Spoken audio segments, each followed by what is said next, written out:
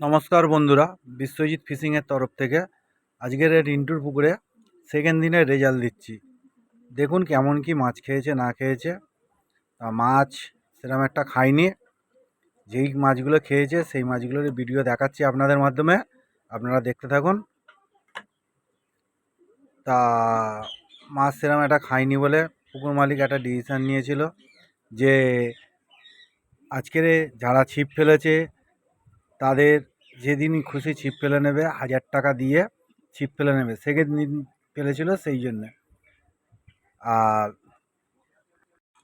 আর পুকুরে মশলা করা বন্ধ ছিল। আপনারা এখন 8টা অবধি মশলা করতে পারবেন। চতুর্দিকে মাছ খাচ্ছে না বলে, দুটো কোণে মাছ খাচ্ছে বলে, সেই জন্য পুকুর মালিক সিদ্ধান্ত নিয়েছে যে পুকুরে মশলা করা যাবে, 8টা অবধি মশলা করতে পারবেন আপনারা। তা পুকুর মালিক যা ডিসিশান নিয়েছে সব শিকারই মেনে নিয়েছে। সব শিকারই বলেছে খুব দারুণ ডিসিশান হয়েছে, ঠিক আছে।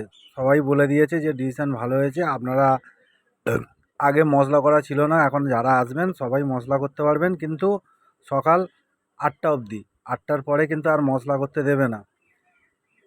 আপনারা যারা ছিপ ফেলতে আসবেন কন্ট্যাক্ট নাম্বার দিয়ে দেবো, সেই কন্ট্যাক্ট নাম্বারে আপনারা কল করে নেবেন, নিয়ে পুকুর মালিকের সঙ্গে ডাইরেক্ট কথা বলে নেবেন।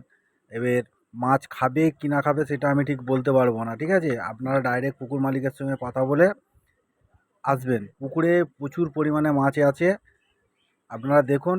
মাছ নতুন মাছ বলে মাছ মুখ করছে না, কিন্তু মাছ পুকুরে প্রচুর আছে।